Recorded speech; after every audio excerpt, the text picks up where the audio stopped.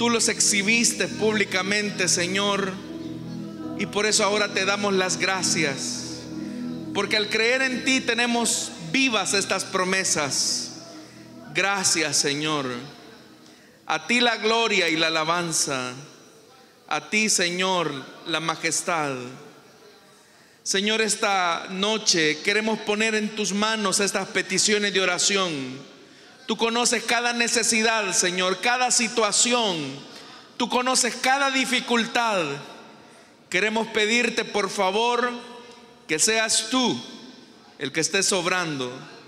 Que seas tú, Señor, el que estés bendiciendo. Señor amado, te lo pedimos. Trae la respuesta que tu pueblo necesita. Trae, Señor amado, ese milagro que solo tú puedes hacer. Confiamos en ti, buen Señor. Esta noche también te pedimos nos hables por medio de tu palabra. Hemos venido necesitados de ti, Señor. Necesitados de una palabra que nos confronte, pero que también nos consuele, que nos fortalezca y también nos restaure. Todo lo pedimos en el nombre de Jesús. Amén y amén. Bendito sea el nombre de nuestro Dios, hermanos. Les invito a ponerse en pie. Vamos a abrir la Biblia en el Evangelio de Juan. Es el libro de la Biblia que estamos estudiando los días martes. Y en esta ocasión, hermanos, vamos a leer del capítulo número 8, los versículos que corresponden en la continuación de este estudio. Evangelio de Juan, capítulo número 8, versículo 31, nos dice la palabra del Señor. Jesús se dirigió entonces a los judíos que habían creído en él y les dijo: si se mantienen fieles a mis enseñanzas, serán realmente mis discípulos y conocerán la verdad, y la verdad los hará libres.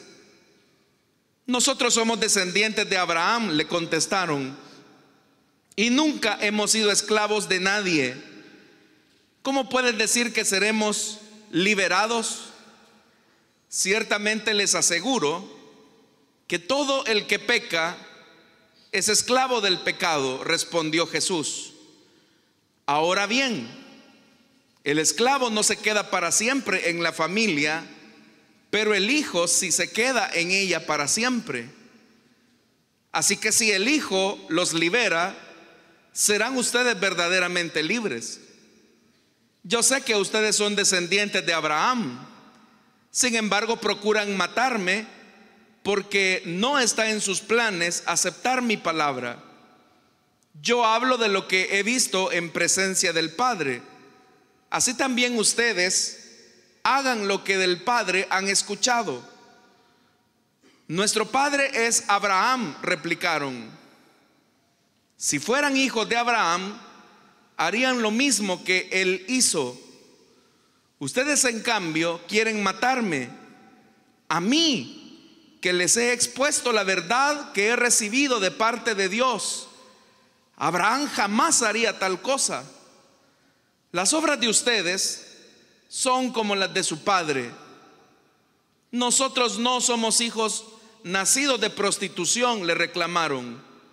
Un solo padre tenemos y es Dios mismo. Amén. Hasta ahí dejamos la lectura. Hermanos, tengan la bondad de sentarse, por favor. Hermanos, acabamos de leer nuevamente este relato que nos ubica en el momento preciso en el que se está celebrando la fiesta de los tabernáculos o la fiesta de las cosechas. Hemos dicho que esta es una de las grandes fiestas de peregrinación dentro del judaísmo, donde todo varón mayor de 20 años estaba comprometido a peregrinar hacia Jerusalén para celebrar y permanecer en una de estas fiestas. Esta fiesta era una fiesta muy solemne porque recordaba a la nación israelita los momentos previos antes de la conquista de la tierra prometida y de todos los favores que el Señor había tenido con su pueblo al proveerles agua de la roca, y por eso es que Jesús dijo que Él daría agua de vida, al proveerles también en el desierto, recordando en esta fiesta, el maná, y en relación a eso Jesús dijo que Él era el pan vivo que descendió del cielo y que el que comiera de Él no volvería a tener hambre. Y también recordando en el marco de esta celebración la columna de fuego que guiaba a la nación israelita y los protegía hacia la tierra prometida. Y en alusión a esa figura o a esa expresión, a esa manifestación más bien de la gloria de Dios en el desierto, es que Jesús claramente dijo: yo soy la luz del mundo, y el que me sigue no andará en tinieblas, sino que tendrá la luz de la vida. Ante esas declaraciones que son una autorrevelación de Jesús, los judíos, han entendido muy bien lo que significa esa autorrevelación, porque es una declaratoria de una identidad divina que está haciendo el maestro. Y por eso es que ahora ellos se están convirtiendo en personas hostiles a esas declaraciones. Y por eso, hermanos, es que los judíos están rechazando completamente esas afirmaciones. Prueba de ello es cuando le preguntan: ¿y quién eres tú? Es decir, tú te estás autopresentando como la luz del mundo, que es un atrevimiento desde el punto de vista judío, desde el punto de vista estrictamente monoteísta. Era un atrevimiento también decir que Él es el pan vivo que descendió del cielo, porque el pan vivo solo Dios lo puede dar. Y Él mismo se refirió que no solo de pan vivirá el hombre, sino de toda palabra que sale de la boca de Dios. Entonces, cuando los judíos cuestionan a Jesús y le dicen: ¿quién eres tú?, es una pregunta de rechazo, porque al juzgar a Jesús sobre la base de la apariencia, Jesús era un judío. Jesús era juzgado como un Galileo, no tenía la pinta de ser el Mesías y mucho menos un hijo de Dios como Él ahora está asegurando. Pero las cosas, hermanos, no se quedan ahí, porque el Señor Jesús está manifestando no solamente estas cosas, sino que ahora claramente les dice que Él es el enviado del Padre, que lo que Él está diciendo del Padre lo escuchó. Y las cosas se enardecen más cuando Jesús les dice: donde yo voy, ustedes no pueden ir. Y Jesús les dice que iban a morir en sus pecados, una alusión a la condenación eterna. Pero se lo está diciendo a la clase dirigente religiosa, gente que se consideraba a sí misma muy piadosa, muy solemne, muy apegada al rito del judaísmo. Entonces dice la Escritura, y fue donde comenzamos la lectura esta noche, que entonces Jesús se dirigió a los judíos que habían creído en Él. Porque, y con eso terminábamos el estudio la semana pasada, que la misma palabra que provocó rechazo en la clase dirigente judía provocó fe también en la multitud. Y esos que responden a Jesús con fe son los que ahora se denominan discípulos. Por eso es que Él les dice: Jesús se dirigió entonces a los judíos que habían creído en Él y les dijo: si se mantienen fieles a mis enseñanzas, serán realmente mis discípulos. Esta afirmación, hermanos, era meterle más leña al fuego, era ponerle más combustible al fuego que ya estaba ardiendo en este momento de hostilidad de parte de los judíos hacia Jesús. ¿Por qué razón? Porque el grueso, vamos a decirlo así, de la nación israelita se consideraba discípulos de Moisés. Es decir, ellos se apegaban a la Torá y por lo tanto ahora ellos mismos están manifestando su fidelidad a Moisés al rechazar a Jesús. Sin embargo, ahora Jesús va más allá y les dice: si ustedes de verdad han creído en mi palabra. ¿Cuál palabra? Que Él es el agua de vida, que Él es el pan vivo que descendió del cielo, que Él es la luz del mundo. Si ustedes han creído esto, ustedes son mis discípulos. Pero no basta, y eso es lo que Jesús va a decir, no basta solamente con emocionarse con la presentación del evangelio, porque una persona bien puede abrazar la fe por un momento de emoción o por un momento de razonamiento, pero si eso no se profundiza en la vida diaria, entonces simplemente la palabra no va a surtir el efecto por el cual fue entregada. ¿Y cuál es el propósito de la palabra, o cuál es el propósito de la enseñanza de Jesús? ¿Cuál es el propósito del por qué nos identificamos como cristianos? Jesús no quiere que abracemos la verdad del evangelio por una temporada. Jesús no quiere que abracemos la fe solamente por un momento de emoción, porque usted sabe que las personas en un estado emocional bastante excitado pueden aceptar cualquier cosa. Ahora Jesús les dice que si han creído en Él, la garantía de esa fe es que se mantengan fieles a sus enseñanzas. Y Jesús les dice: entonces ahí realmente ustedes serán mis discípulos. Entonces, ¿quién es un discípulo de Jesús? Un discípulo de Jesús no es simplemente aquel que cree una verdad por una temporada. Porque alguien puede decir: yo sé que el evangelio es la verdad, yo sé que Jesús es el camino, yo sé que Jesús es el Hijo de Dios. Pero saber eso, es decir, tener esa idea, tener esa enseñanza, no es, hermanos y hermanas, suficiente para permanecer en el evangelio. Lo que nos dará la consistencia para llamarnos discípulos de Jesús es mantenernos fieles a las enseñanzas de Él. Pero ¿qué significa ser fiel a las enseñanzas de Jesús?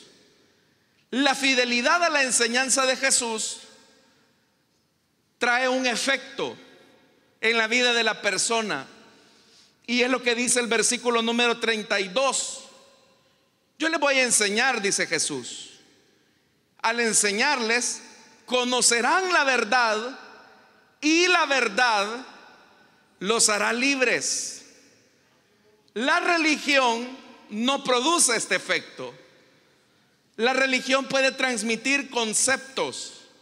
La religión puede compartir normas. La religión puede compartir rituales. Pero ni las reglas, ni la religión, ni los rituales hacen verdaderamente libres a las personas. Es solamente la verdad liberadora del evangelio que coloca a Jesús como el Mesías, como el Señor, como el Hijo de Dios, que finalmente produce esa manifestación real de Dios en esa persona. Entonces usted puede entender por qué Jesús está diciendo esto. Conocer la verdad es amar la verdad. ¿Y quién es la verdad? Es Jesús. Jesús no dijo que Él era una verdad, con lo cual se estaría parcializando la totalidad de ella. Jesús dijo que Él es la verdad. Entonces por eso es que en Él está la luz. Si ustedes conocen esta verdad, esta misma verdad los hará libres. ¿Libres de qué? Libres del pecado, libres de la religiosidad. Pero también, hermanos, el evangelio es una fuerza liberadora. La verdad del Evangelio es una fuerza transformadora. Entonces, un verdadero discípulo es aquel que permanece en las enseñanzas de Jesús y al permanecer en esa enseñanza vive en libertad. Usted sabe que aquí a nadie le andamos confiscando la vida. No tenemos, hermanos, un servicio de inteligencia de la iglesia que anda detrás de cada hermano viendo qué es lo que hace. No le hemos puesto una cámara detrás de sus pasos, de lo que usted ande haciendo. No, nadie hace eso, espero yo. Todos acá, hermanos, vivimos con libertad de conciencia, sabiendo que Dios está en medio nuestro, sabiendo que Dios está en nuestro trabajo, sabiendo que Dios está en la escuela, sabiendo que Dios está en la universidad, sabiendo que Dios está en la oficina. Dios está en todos lados, Él lo llena todo. Y eso nos hace libres. Entonces, ¿por qué usted no peca? ¿Por qué usted no hace lo que el mundo hace? Sencillo, porque la verdad del Evangelio lo ha hecho libre. Cuando nosotros nos esclavizamos al pecado, es porque no estamos conociendo la verdad de Cristo. Entonces, hermanos, ser cristiano, ser discípulo de Jesús, debería de hacernos a nosotros personas plenas y verdaderamente libres. Pero ya le dije, la libertad que el Evangelio trae no es simplemente libertad del pecado, lo cual es una primera instancia. Pero también, hermanos, somos libres de conceptos. Usted sabe que vivimos en una cultura donde, por ejemplo, se denigra a la mujer. Vivimos en una cultura machista. Pero el que ha abrazado la verdad del Evangelio se libera de esos conceptos machistas. No ve a la mujer como un objeto sexual solamente. No ve a la mujer simplemente como un instrumento de satisfacción, sino que ve a la mujer con dignidad, creada a imagen y semejanza de Dios. Si hemos abrazado el Evangelio, también el Evangelio nos libera de hacer distinción de personas. En el mundo, hermanos, se hace una distinción entre el rico y el pobre, entre aquel que tiene un estatus como aquel que no tiene nada. La verdad del Evangelio nos libera de ese clasismo y nos hace ver a todos como hermanos en Cristo, lavados con la sangre del Cordero, constituidos herederos de las promesas celestiales, miembros de la familia de Dios. Eso nos libera. También nos libera el hecho de entender que la grandeza de Dios no está en aquello a lo que el mundo llama éxito, sino que la grandeza de Dios está en lo pequeño, en las pequeñas cosas, las que el mundo no ve.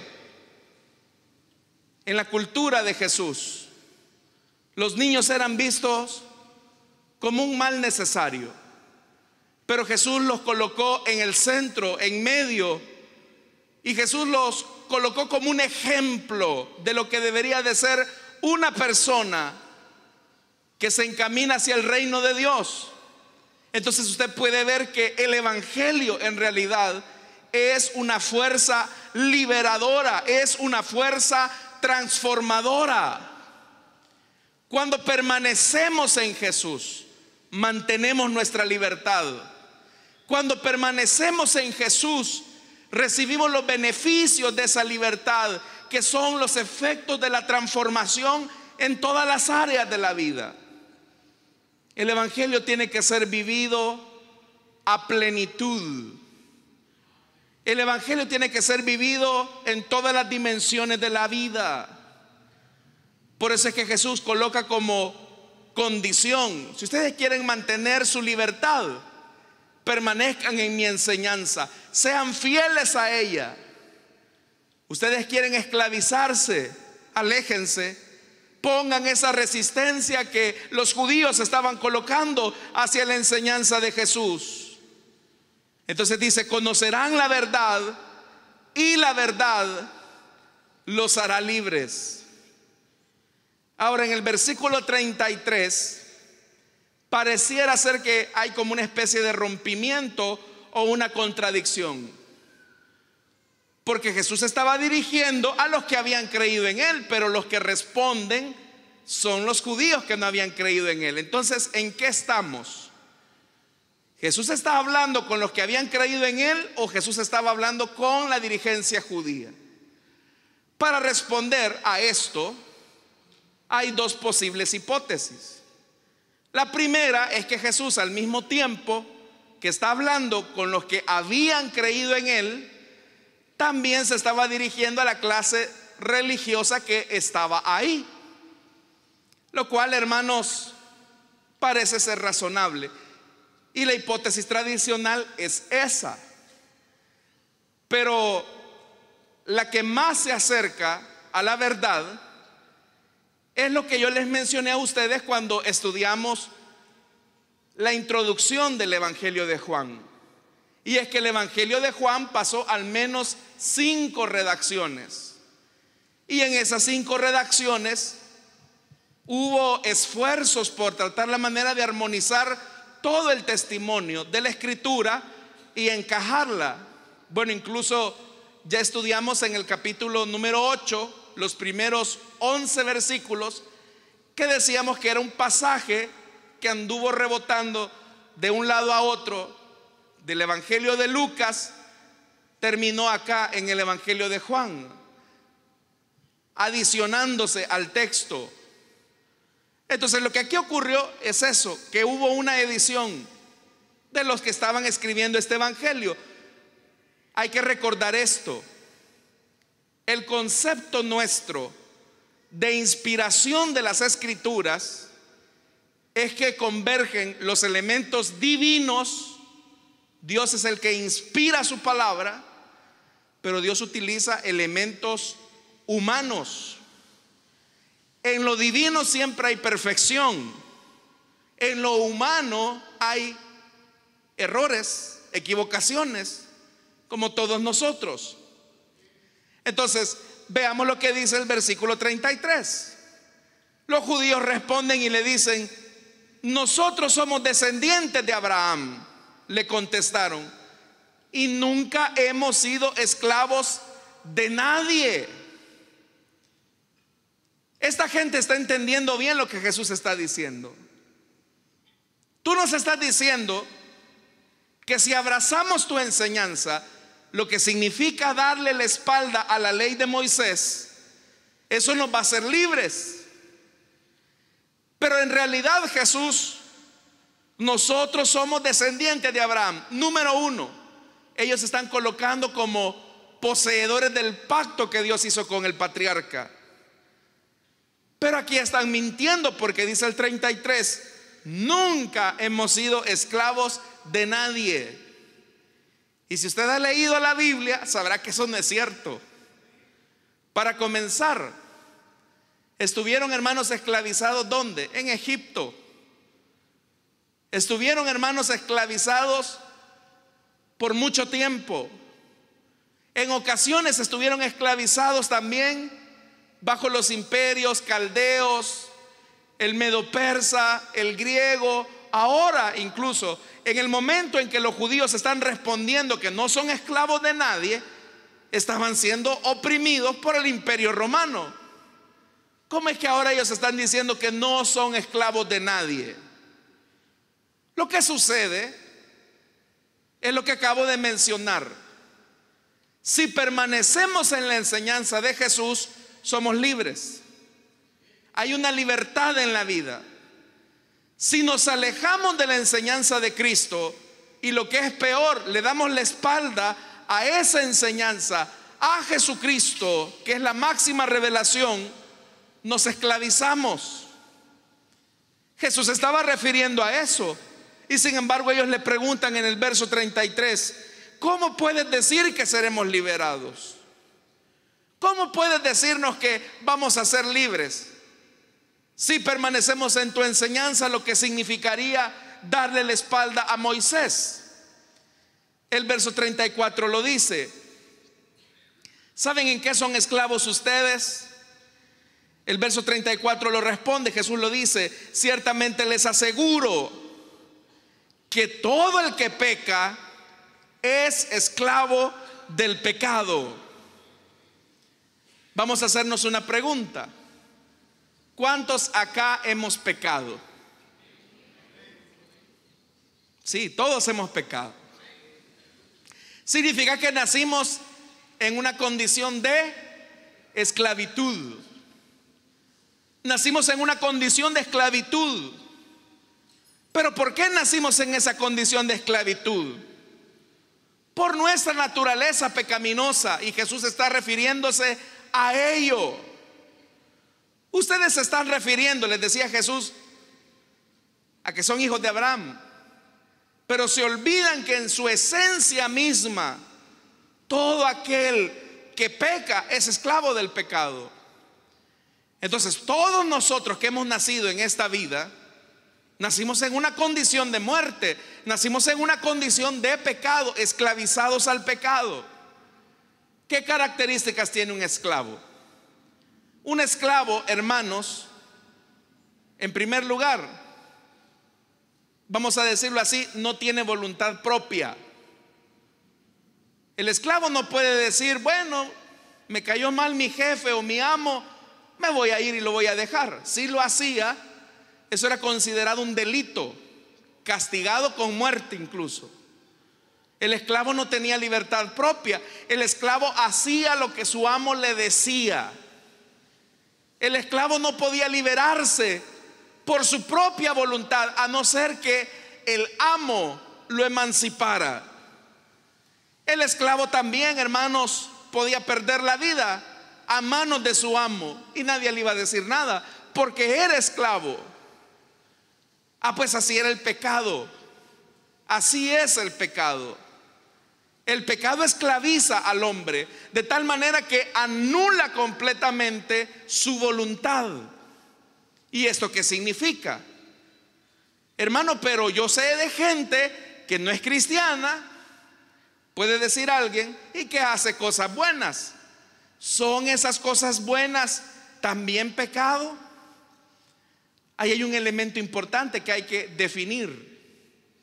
Los seres humanos no tenemos en nuestra condición de pecado libre arbitrio, o lo que la gente popularmente dice, libre albedrío. El hombre no puede decidir entre lo bueno y lo malo. Eso no es cierto. Lo que el hombre tiene es voluntad propia, lo que significa que es responsable de lo que haga, diga o deje de hacer. Pero todo lo que el hombre haga, aun aquello que aparentemente es bueno, tiene elementos de pecado que van expuestos en sus buenas acciones. Al hablar acerca de esto, Lutero entendía que una buena obra, para ser considerada buena delante de Dios, en primer lugar, decía, tenía que ser nacida de un corazón transformado, hablando acerca del nuevo nacimiento.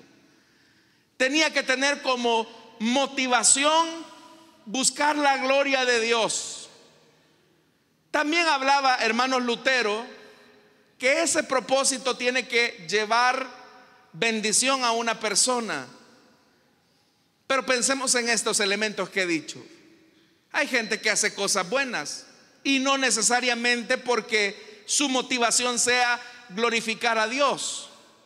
Hay gente que da donativos a las escuelas, hospitales, hacen obras de caridad. Pero en muchos casos, donde se hacen esas obras aparentemente buenas, siempre hay una condición de esclavitud hacia el pecado. ¿Por qué razón? Porque hay personas que lo hacen para reducirse el gasto que pueden tener en su declaración de impuestos. Es decir, lo que hacen puede ser deducido, en nuestro caso, de la renta. Otros hermanos pueden hacer cosas buenas, pero contradiciendo los elementos bíblicos escriturales. Recuerdo a una persona que me decía en una ocasión: fulano ha hecho estas remodelaciones a este parque con esta cantidad de dinero, ha donado esto a la ciudad, etcétera, etcétera. Pero esta persona me decía: pero todos aquí sabemos de dónde vienen esos fondos. Con eso pues yo no quise preguntar más, pero entendí, como usted también entiende, qué es lo que me quiso decir. Entonces, si hay algo que se hace bueno, entre comillas, pero de una dudosa procedencia, es igualmente una condición de esclavitud del pecado. Por eso es que Jesús les dice: yo les aseguro que el que peca es esclavo del pecado. Todo lo que hace está vinculado con ese amo, con ese señor llamado pecado, y ustedes son esclavos de eso. Pero ellos se molestan porque se los está diciendo a la clase dirigente religiosa. Y en el 35: ahora bien, el esclavo no se queda para siempre en la familia, pero el hijo sí se queda en ella para siempre. Si ustedes son esclavos, no van a permanecer, porque un día ese pecado los va a matar.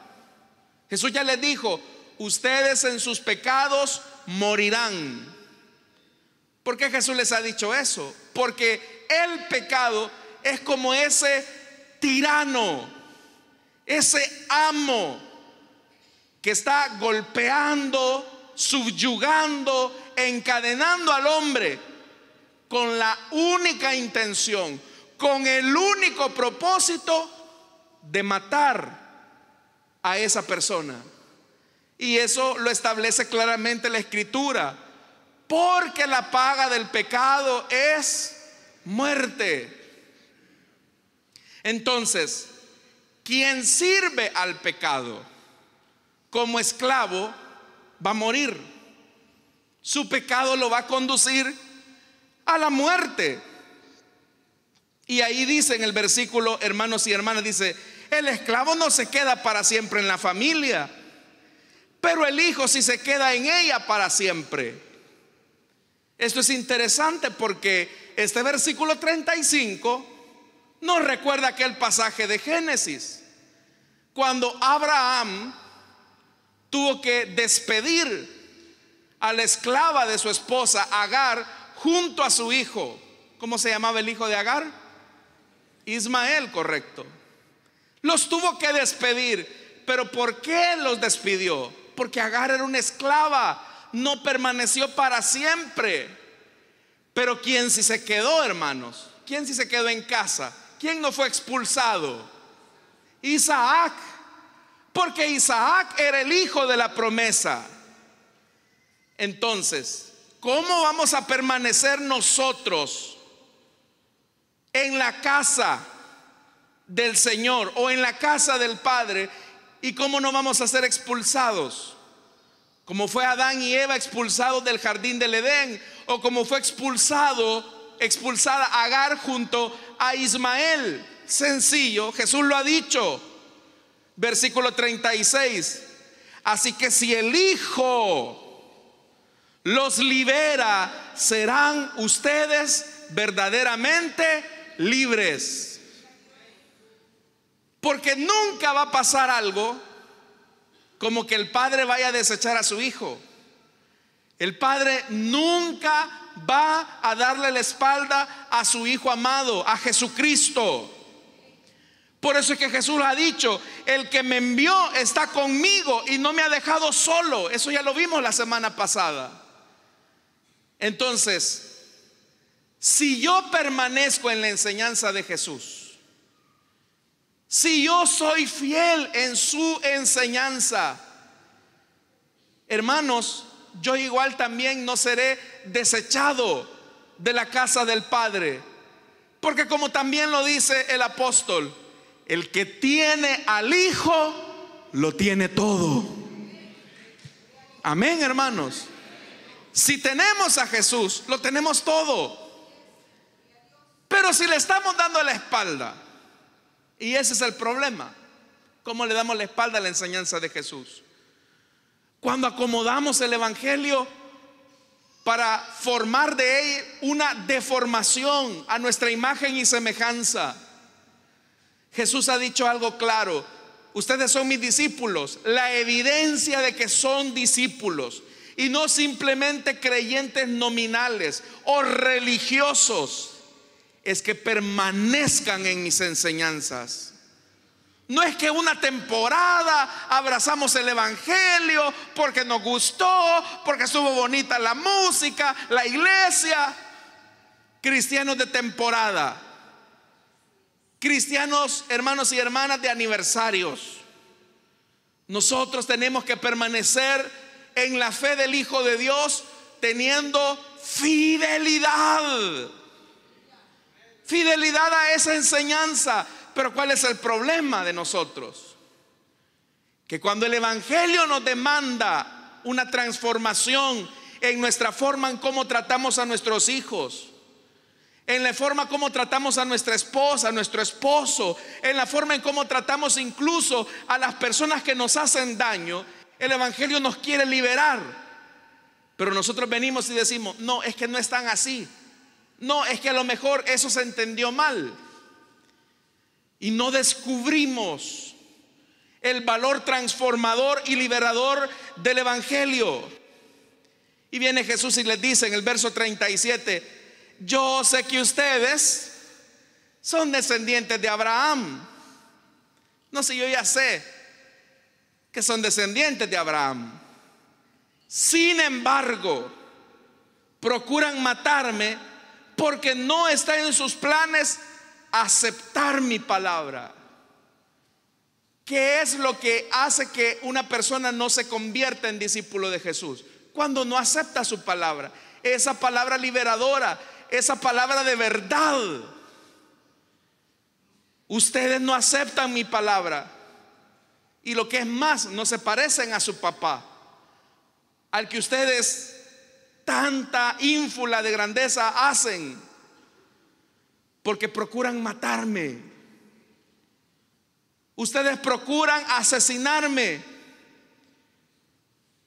Ve lo que dice el verso 38: yo he hablado lo que he visto en presencia del Padre, porque yo soy el Hijo, yo estoy en la casa, a mí mi Padre no me va a echar. Pero ustedes, como son esclavos y esclavos de un amo llamado pecado, el mismo pecado los aleja de la casa del Padre. Pero vea, dice: yo hablo de lo que he visto en presencia del Padre, que es una verdad liberadora. Así también ustedes hagan lo que del Padre han escuchado. Si de verdad quieren ser libres, escúchenme a mí, porque yo soy hijo del Padre.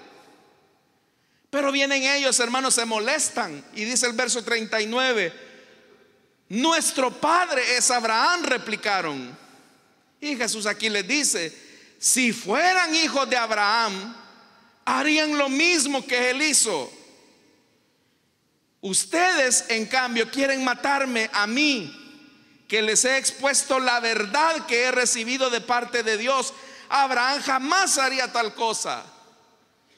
¿Qué hizo Abraham cuando Dios se manifestó a él? ¿Abraham quiso, hermanos y hermanas, asesinar a Dios? Nunca, ¿verdad? Cuando el Señor se manifestó haciendo un pacto con él, no vimos que Abraham fuese agresivo a la palabra del Señor. Al contrario, él la aceptó, la recibió.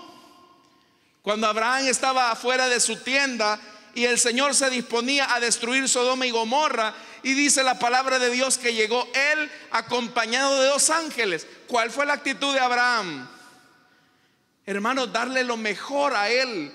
Mandó a su esposa cocinar, a hacer el mejor banquete que se pudiera hacer para recibir al Dios mismo, al creador de los cielos y la tierra. Abraham nunca quiso rechazar la palabra de Dios, siempre la recibió bien. Y por eso es que, como dice la carta a los Hebreos, hablando acerca de Abraham, que Abraham creyó. Entonces, si nosotros también queremos permanecer fieles a Dios, no hay otra forma sino a través de aceptar la verdad de Dios y tragarnos la palabra completa. Dicen amén. Sí, porque hay gente que le gusta la Biblia de las promesas. Yo digo la Biblia de los derechos, pero también es la Biblia de las demandas de Dios. Entonces Dios lo que necesita es que nos traguemos la palabra completamente, porque eso nos va a hacer libres. Pero esta gente que dice, hijos de Abraham somos, no somos esclavos. Oiga, verso 40, ustedes en cambio quieren matarme. A mí que les he expuesto la verdad, esa verdad que los va a hacer libres de ese opresor llamado pecado. Pero dice el 41, las obras de ustedes son como las de su padre. Y más adelante, hermanos, la próxima semana vamos a ver quién es el tata de estos. Bueno, usted ya sabe, ¿verdad? ¿Quién es el padre de los homicidas y de toda mentira y de todo engaño? Es el diablo. Pero ya Jesús les está diciendo, lo que ustedes quieren hacer conmigo demuestra que no son hijos ni de Abraham y mucho menos son hijos de Dios. Entonces en el 41, nosotros no somos hijos nacidos de prostitución, le reclamaron. Un solo padre tenemos y es Dios mismo. En este versículo 41, hermanos, cuando ellos le dicen nosotros no somos hijos nacidos de prostitución, era una ofensa la que le estaban haciendo a Jesús, porque ya la gente sabía la situación en qué condiciones había nacido el Señor Jesús. Usted y yo sabemos, ¿verdad?, que Jesús fue engendrado por el Espíritu Santo, de tal manera que la Virgen María en ese momento concibió a Jesús. Pero la gente, ¿qué decían ellos? Si vos no sos ni, se cuestiona que tú seas hijo de José. Nosotros somos hijos de nuestro papá Abraham. De ti no sabemos. O sea, era como un insulto que le estaban haciendo a Jesús. No somos hijos nacidos de prostitución. Otra vez están juzgando sobre la base de las apariencias. Pero lo que es peor, hermanos, están diciendo un solo padre tenemos y es Dios mismo. Pero eso no era verdad, porque tener religión no lo hace a usted creyente, hijo de Dios. Usted puede ser una persona con privilegios, tener años de estar aquí en la iglesia, quizás hasta aquí nació. Las hermanas le vieron a usted crecer entre las sillas de la iglesia, ahí en la sala cuna, en la escuela bíblica. Pero eso no te hace hijo de Dios. Eso no te hace discípulo de Cristo. Ser discípulo de Cristo es que permanezcamos fieles a las enseñanzas de Él. Y esa fidelidad de las enseñanzas, ¿qué nos va a traer? Que seamos libres. Hermano, quien vive el evangelio se siente libre. Se siente libre. Venir a la iglesia para él o para ella es un deleite. Veía hace poco algo que me pareció gracioso. Decía, antes a los cristianos los perseguían porque se congregaban, y hoy hay que perseguir a los cristianos para que se congreguen. Si para usted venir aquí a la iglesia es como costumbre, lo traen arrastrado, se siente aburrido, ahorita ya está viendo la hora, ya nos vamos a ir. Para usted es un religioso, discúlpenme, se lo digo, es un religioso. Usted no disfruta esto. pero cada vez que estudiamos la palabra de Dios, nos acercamos a ella. Es una verdad liberadora, transformadora. Es una verdad que nos hace ver la verdad de Dios desde otros ángulos, hermanos. Porque Dios envía su palabra y la envía precisamente para que seamos libres. Libres en nuestras familias, libres en nuestras economías, libres, hermanos, en nuestros matrimonios, libres en nuestra espiritualidad. Si usted en el evangelio se siente aburrido, se retuerce ahí en la silla, se hace para adelante y para atrás, está viendo el teléfono, contando las lámparas de la iglesia, se levanta sin ningún motivo, entiendo que se aburra, porque usted es un religioso, no permanece en la enseñanza del evangelio. Pero para nosotros, hermanos, la verdad del evangelio es una verdad transformadora, es una verdad reveladora. Usted sabe que en los países que tuvieron como fundamento las verdades del evangelio, fueron países, hermanos, que a través de la historia fueron formándose como grandes naciones. Hoy muchos de esos fundamentos están erosionados por completo. Pero una cosa sí es cierta: cuando una familia abraza el evangelio, esa familia es liberada de la pobreza, es liberada, hermanos, de los vicios, del alcoholismo, de la violencia, del maltrato. Cuando una persona abraza el evangelio, cuando una comunidad abraza el evangelio, ahí no hay rencillas, ahí no hay bolos, hermanos. Cuando una comunidad abraza el evangelio, las personas se tratan con respeto, las personas son cordiales, son amables los unos con los otros. Cuando un país abraza el evangelio, ahí hay un derramamiento del poder de Dios, ahí hay un florecimiento de la economía, ahí hay un florecimiento, hermanos, de la cultura. Porque la verdad del evangelio es una verdad liberadora y transformadora. Amén, hermanos.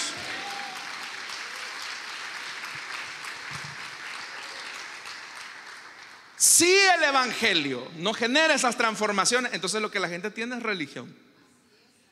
Lo que la gente tiene es religión. Y por eso es que su espiritualidad es tan insípida y sin ningún cambio. Por eso, amados hermanos, entre más nos acerquemos al Señor y permanezcamos en sus enseñanzas, seremos verdaderamente libres. Amén. Vamos a orar, hermanos, y vamos a cerrar nuestros ojos. Les invito a todos a orar en este momento para que el Señor toque los corazones. Y esta noche quiero hacer una invitación. Si en medio nuestro hay amigos o amigas que deseen entregarle su vida a Cristo y conocer la verdad liberadora del evangelio, le invito para que en el lugar donde está se pueda poner en pie o levante su mano. Ahí habrá un hermano diácono, una hermana diaconisa que le va a dirigir en oración para que usted experimente la libertad que Cristo ofrece. Si hay alguien que desea entregarle su vida a Cristo, levante su mano o póngase en pie.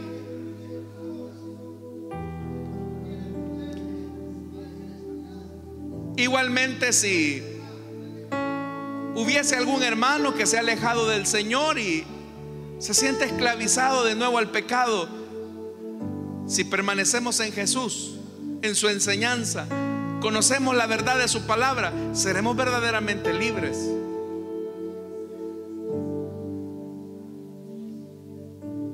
¿Habrá alguien esta noche que desea entregarle su vida a Cristo o que desea reconciliarse? Ahí donde está, póngase en pie, levántese o levante su mano como señal para que nuestros hermanos puedan acercarse ahí donde usted está.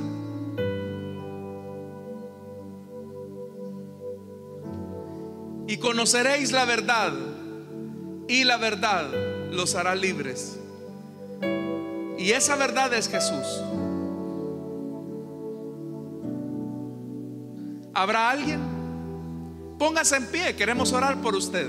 No le hablamos de un cambio de religión, no le hablamos de un cambio de iglesia, mucho menos. Le estamos hablando de conocer a Jesús, el que nos hace libres de nuestro mayor verdugo, el que nos hace libres de nuestro mayor secuestrador, que es el pecado.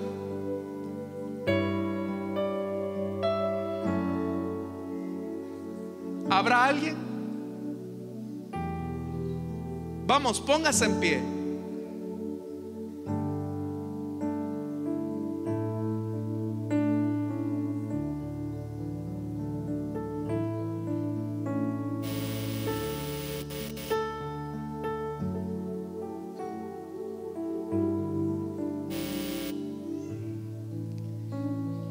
Vamos a orar, hermanos,